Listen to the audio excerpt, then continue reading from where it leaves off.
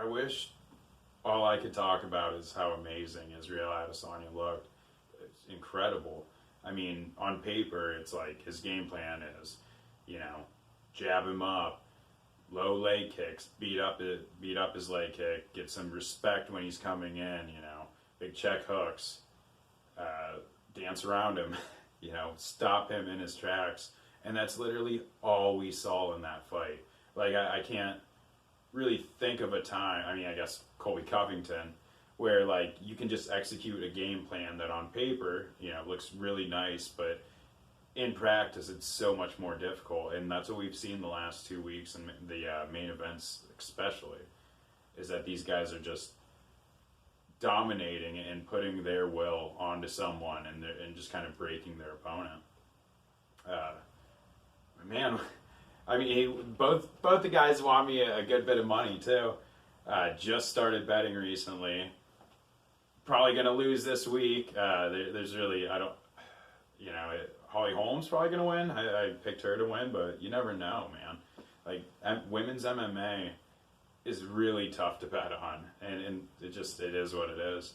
But both the guys, like, afterwards, you're not talking so much about how impressive they looked as, like, their post-fight antics, where Israel Adesanya's raw dogging Paulo Costa, and Colby Covington's asking if Usman, you know, like, he's talking to the president, and what, did his tribe send him smoke signals? It's like, man, Colby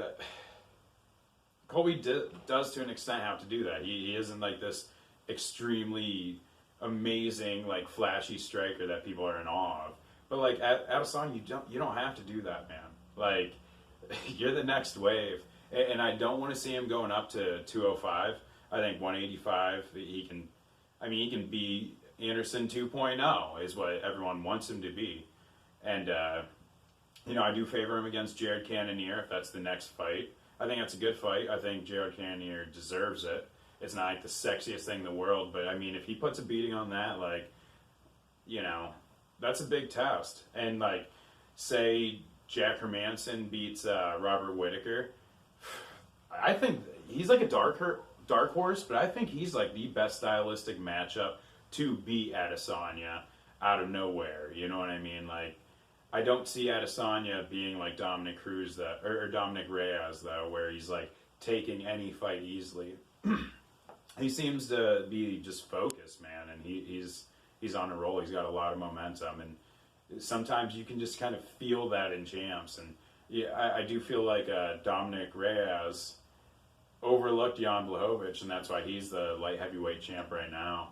But we do need to talk about Israel Adesanya's right pec. He's got gyno in it. I don't know, man. I never thought that he would be a guy to take steroids, but it's kind of sketchy. He's never had it, and all of a sudden he has it, and, you know, whatever. But, like, the deflection of the question, the follow-up, it's like, I don't know what it is. I'm getting it tested.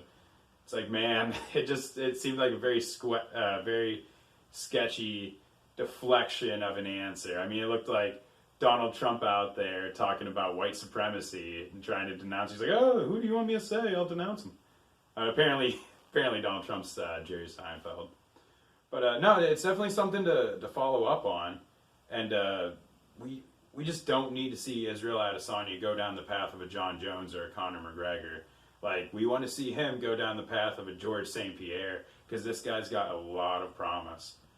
All right, guys, if you have any questions, write them in the comments. Like and subscribe. Appreciate it. Shout out to Mark Mata. This is going to be a little bit different style right now, but my editor, Mark Mata, he's really busy, so we're not going to be able to get, you know, the starting stuff with Ben doing the shotgun for a little while. But, you know, we'll work through it, and we'll link up soon enough. But all right, appreciate it, guys. You have a good night. Peace.